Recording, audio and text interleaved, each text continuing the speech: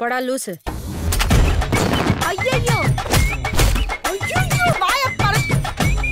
ஏமா ஏமா ஏமா சிப்பா யக்கு.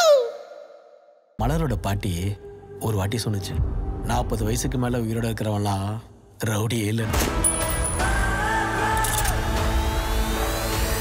என்னப்பா உனக்கு வழியெல்லாம் போட்டுக்கிறாங்க? உனக்கு வளகாப்பா? நான் கைதி. 10ஆம் வகுப்பு சமூக அறிவியல் கைடு. பாடத்தினை புரிந்து கொள்ள உரையாடல் வடிவில் ஸ்டடி மெட்டீரியல். விடைகளை ஞாபகம் வைத்துக் கொள்ள மெமரி டிப்ஸுடன் கூடிய பிராக்டிஸ் மேனுவல். தேர்வுக்கு இதிலிருந்து தான் கேள்விகள் வரும். 10ஆம் வகுப்பு படிக்கும் உங்கள் பிள்ளைகளுக்கு வாங்கி கொடுங்கள் புரந்தூர் books and guides. Touring talkies ரசிகர்களுக்கு வணக்கம். வாங்க லன்ச் நிகழ்ச்சிக்கு போகலாம்.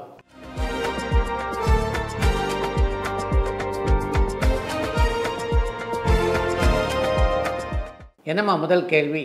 நடிகை பானுமதி மாதிரி கதை, இயக்கம், தயாரிப்பு, நடிப்பு, பாடல் அப்படின்னு பல்வேறு துறைகளில் முத்திரை பதிச்ச நடிகை இருக்காங்களான்னு தோரணமலையிலிருந்து செண்பகராமன் கேட்டிருக்காங்க. நடிப்பு, டைரக்ஷன் ஆகிய இரண்டும் ஈடுபட்ட நடிகைகள் அப்படின்னு எடுத்தோம்னா தமிழ், தெலுங்கு, மலையாளம், இந்தி ஆகிய மொழிகளில் பல நடிகைகள் இருக்காங்க. ஆனால் இவங்க எல்லாரையும் பானுமதிக்கு ஈடாக சொல்லவே முடியாது.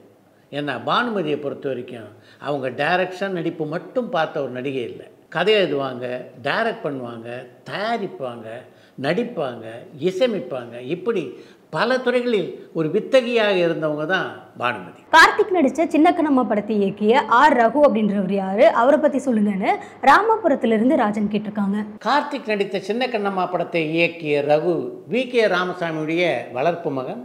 நடிகர் கார்த்திகனுடைய மிக நெருக்கமான நண்பராக ஒரு காலகட்டத்தில் இருந்தவர் தான் அவர். அவருடைய பேட்டி நம்முடைய சாவி சித்திராவில் இருக்குது. அந்த நேர்காணலில் பார்த்திங்கன்னா அவரை பற்றிய முழு விவரங்களை நீங்கள் தெரிந்து கொள்ளலாம். டிஸ்கிரிப்ஷன் பாக்ஸில் அந்த பேட்டியினுடைய லிங்க் கொடுக்கப்பட்டிருக்கிறது, பேட்டியை பாருங்கள். ஹிட்டான பழைய படங்களை தேடி பிடிச்சி இப்போ ட்ரால் பண்ணிக்கிட்டு இருக்காங்க. இது சரியான விஷயமா? ஒரு காலகட்டத்தில் சமூகம் எப்படி இருந்ததோ அதை பிரதிபலிக்கிறது தானே சினிமா.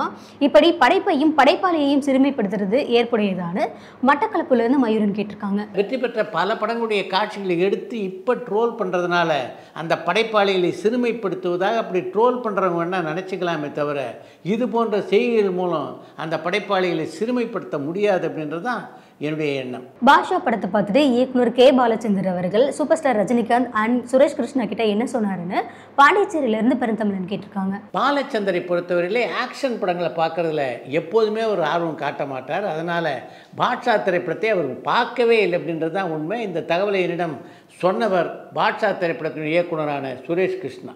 அது மாதிரி படங்களெல்லாம் எனக்கு காட்டாது அப்படின்னு சுரேஷ் கிருஷ்ணாகிட்டே பல முறை சொல்லியிருக்காராம் கே. பாலச்சந்தர். வாவா திரைப்படம் கடந்த ஆண்டு கிறிஸ்மஸ்க்கு ரிலீஸ் ஆகும்னு சொல்லியிருந்தாங்க, அப்புறம் பொங்கலுக்கு ரிலீஸ் ஆகும்னு சொல்லியிருந்தாங்க, தமிழ் புத்தாண்டுக்கு ரிலீஸ் ஆகும்னு சொல்லியிருந்தாங்க. ஆனால் இப்போ அந்த படம் தீபாவளிக்கு ரிலீஸ் ஆக போகுது. எதனால் அந்த படம் இப்படி தள்ளி போயிட்டே இருக்குது? நலன் குமாரசாமி அப்படின்னாலே ஸ்கிரிப்டில் ரொம்ப ஸ்ட்ராங்கு, அவர் மாதிரி யாரும் இல்லை அப்படின்னு சொல்லுவாங்க. அப்படி இருந்தும் ஷூட்டிங்கில் ஏன் இவ்வளோ குழப்பங்கள்னு ஸ்ரீலங்காவிலிருந்து மதிஷான் கேட்டிருக்காங்க. ஸ்டுடியோ கிரீன் நிறுவனம் தயாரித்த கங்குவா, தங்கலான் ஆகிய 2 திரைப்படங்களுமே பெரிய தோல்வி படங்களாக அமைந்தன. அதனால் மிகப்பெரிய பொருளாதார சுமையை சந்திக்க வேண்டிய ஒரு சூழ்நிலைக்கு தள்ளப்பட்டார் அந்த படத்தினுடைய தயாரிப்பாளரான ஞானவேல் ராஜா. வாவா திரைப்படத்தினுடைய படப்பிடிப்பு குறிப்பிட்ட நேரத்தில் முடிவடையாததற்கும் அந்த படத்தினுடைய வெளியீட்டு தேதி இன்று வரையிலே அவர் அறிவிக்காததுக்கும் அதுதான் முக்கியமான காரணம். லிரிக்ஸ் ரைட்டர் ஸ்னேகன் இப்போ என்ன பண்ணிட்டு இருக்காரு, ஏதாவது படத்துக்கு பாட்டு எழுதிட்டு இருக்காரான்னு பாலக்கோடிலிருந்து ஜான் கேட்டிருக்காங்க. ஒரு காலகட்டத்திலே பல திரைப்படங்களுக்கு பரபரப்பாக பாடல்கள் எழுதி கொண்டிருந்த ஸ்னேகன் இப்போ அந்தளவுக்கு பரபரப்பாக சினிமா உலகத்தில் இயங்குவதாக தெரியல. ஆனால் மாறாக அரசியலில், குறிப்பாக மக்கள் நீதி மையத்தின் பணிகளில் ஈடுபட்டு கொண்டிருக்கிறார். தளபதி விஜய் எம்ஆர்சி நகரில் மிகப்பெரிய ஆஃபீஸ் வாங்கியிருக்காரு. அந்த ஆஃபீஸோட விலை 30 கோடிக்கும் அதிகம் அப்படின்னு சொல்கிறாங்களே, அது உண்மையா? நீங்கள் அந்த ஆஃபீஸ்க்கு போயிருக்கீங்களான்னு மந்தவெளியிலிருந்து கார்த்திக் கேட்டிருக்காங்க. விஜயனுடைய அலுவலகத்தை பற்றி நீங்கள் குறிப்பிட்டிருக்கின்ற எல்லா செய்திகளுமே உண்மைதான். நான் இன்று வரையிலே அந்த அலுவலகத்துக்கு போய் பார்த்ததில்லை. நடிகவேல் எம்ஆர் ராதா எம்ஜிஆரோட அதிகமான படங்களை நடிச்சிருக்காரா அல்லது சிவாஜி கூட சேர்ந்து அதிகமான படங்களை நடிச்சிருக்காரான்னு கள்ளக்குறிச்சியிலிருந்து தவமணி கேட்டிருக்காங்க. எம்ஜிஆர், சிவாஜி ஆகிய இருவரில் எம்ஆர் ராதா மிக அதிகமான திரைப்படங்களில் சேர்ந்து நடித்ததுன்னா அது எம்ஜிஆருடன் தான். அஜித்துடைய மனைவி ஷாலினி டூரிங் டாக்கிஸ் அல்லது வேற ஏதாவது சேனல்ல இன்டர்வியூ கொடுக்க வாய்ப்பு இருக்கான்னு சென்னையிலேருந்து வேல் கேட்டிருக்காங்க. ஷாலினி டிவி சேனல்களுக்கோ அல்லது யூடியூப் சேனல்களுக்கோ பேட்டி கொடுக்கின்ற வாய்ப்பு மிக குறைவாக இருப்பதாகவே நான் நினைக்கிறேன். தலைவன் தலைவி படம் ஹிட் ஆனதால அந்த படத்துடைய பார்ட் 2 வர வாய்ப்பு இருக்கா? இயக்குனர் பாண்டியராஜ் அடுத்ததா இயக்க போற படங்களை பத்தி சொல்லுங்கன்னு நெல்லையில இருந்து ஐயப்பன் கேட்டிருக்காங்க. தலைவன் தலைவி படத்தினுடைய இயக்குனரான பாண்டியராஜ் அடுத்து 2 படங்களை இயக்க ஒப்பந்தமாயிருக்காரு. தலைவன் தலைவி படத்தை பொறுத்த வரைக்கும் அந்த படத்தை நீங்கள் பார்த்துருப்பீங்கன்னு நினைக்கிறேன். அந்த படத்தினுடைய கதைப்படி தலைவன் தலைவி படத்தினுடைய 2ஆம் பாகம் முடிவதற்கான வாய்ப்புகள் மிக குறைவு. பாமக தலைவர் ராமதாஸுடைய வாழ்க்கை வரலாறு இயக்குனர் சேரன் படமா இயக்க போறாரு.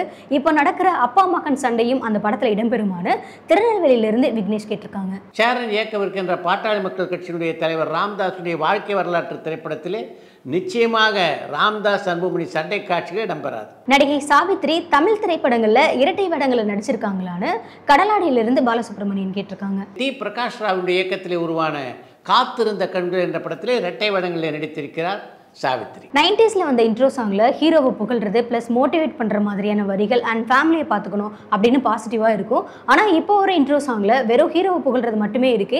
இது மாற வாய்ப்பு இருக்கான்னு ஈரோட்ல இருந்து சங்கர் கேட்டிருக்காங்க. மாற்றம் ஒன்றே மாறாதது அப்படின்ற பழமொழி கதாநாயகனை வாழ்த்தி பாடுகின்ற இது போன்ற பாடல்களுக்கும் பொருந்தும் அப்படின்னு நினைக்கிறேன். நிச்சயமாக நீங்கள் எதிர்பார்க்கின்ற மாற்றங்கள் அது போன்ற பாடல்களில் வர வாய்ப்பு இருக்கு. உங்க படத்துல எப்பவாவது சென்சார் பிரச்சனை வந்திருக்கான்னு வாலாச்சாபேட்ல இருந்து தீபக் கேட்டிருக்காங்க. நான் தயாரித்த திரைப்படங்களில் 3 படங்களின் தணிக்கையின் போது மிகப்பெரிய பிரச்சனைகளை நான் சந்திக்க நேரிட்டது. முதல் படம் அம்பிகை நேரில் வந்தால், அடுத்தது ஜல்லிக்கட்டு, 3வது திரைப்படம் சூரசம்மாரம். இதில் அம்பிகை நேர்ந்தார் படத்தை பொறுத்த வரைக்கும் அந்த படத்துக்கு ஒரு வெட்டு கூட இருக்காது அப்படின்னு தான் நான் நினச்சேன். ஆனால் அம்பிகை நேர்ந்தார் படத்துக்கு முன்னால் மணிவண்ணன் இயக்கியிருந்த ஒரு படத்தில் பார்த்தீங்கன்னா கொடூரமான சண்டை காட்சி இடம்பெற்றிருந்தன. அதனால் அந்த கண்ணோட்டத்திலேயே தணிக்கை அதிகாரிகள் அம்பிகை நேர்ந்தார் படத்தை பார்த்தாங்களா அப்படின்னு எனக்கு தெரியாது.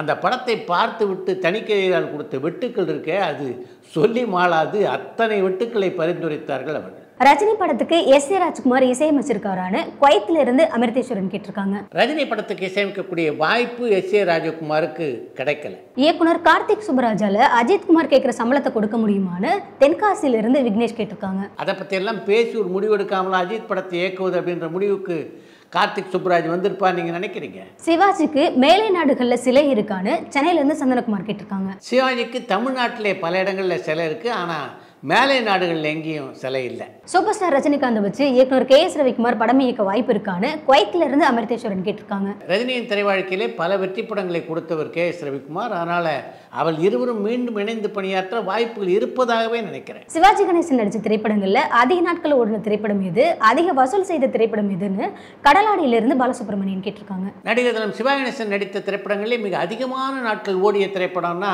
அது பாகப்பிரிவினை திரைப்படம். 216 நாட்கள் அந்த திரைப்படம் ஓடியது. மிக அதிகமான வசூலை பெற்ற படம்னா அது திருசூலம்.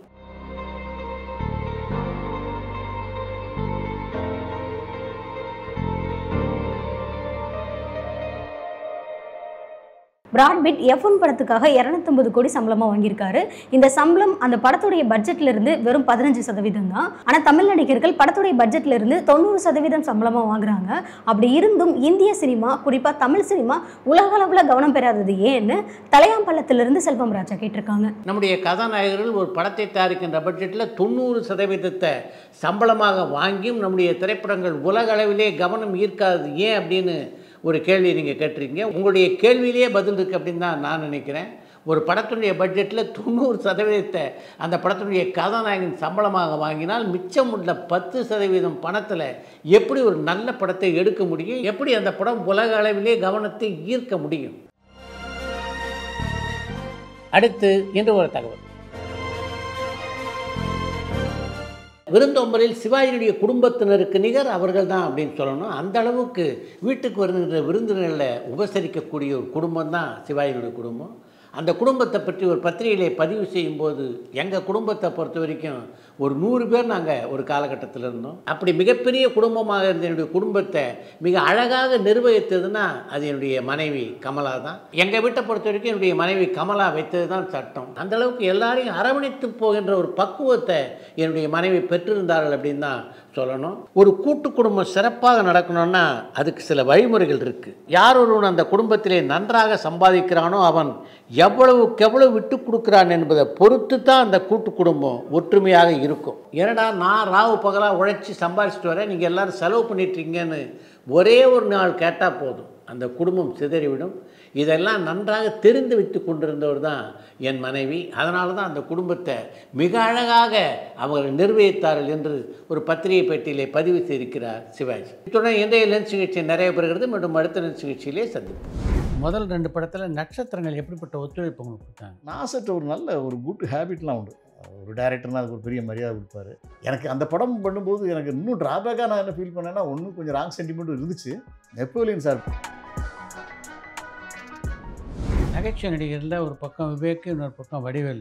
திருநெல்வேலி படம் பார்த்துட்டு தான் கலைஞருக்கு போட்டு காமிச்சார் அழகாக பண்ணேன்.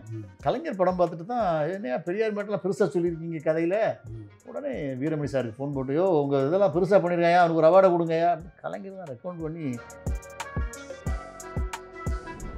ரம்யா கிருஷ்ணன், இன்னொரு பக்கம் விஜயசாந்தி, 2 பேரும் ஒர்க் பண்ணியிருக்கீங்க. ரம்யா கிருஷ்ணன் ரொம்ப சைலண்டாக இருப்பாங்க. மேடம் டேக் ரெடி அப்படின்னா அப்படி ஒரு கம்பீரமாக இருப்பாங்க. ராஜேஸ்வரி, ராஜேஸ்வரி. விஜயசாந்தி கிட்டத்தட்ட ரம்யா கிருஷ்ணன் மாதிரி தான். ரொம்ப சைலண்டாக இருப்பாங்க. பண்ணாரியம்மன் பண்ணும்போது என்ன சொல்லிட்டாங்கன்னா, பரபரப்பான சினிமா செய்திகள், நட்சத்திரங்களின் பேட்டிகள், சினிமா வரலாறு ஆகியவற்றை பார்க்கவும் படிக்கவும் உங்களுக்கான இணையதளம் touringtalkies.co.